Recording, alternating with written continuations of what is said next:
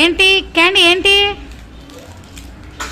అది తీసియాలా నీకు ఓపెన్ చేసి ఇవ్వాలా ఓపెన్ చేసి ఇవ్వాలి ఆహా సరే ఓపెన్ చేసి ఇస్తా ఇటు తీసిస్తా ఇటు తీస్తా ఇటు తీసిస్తా ఇట్రా ఇటు తీసిస్తా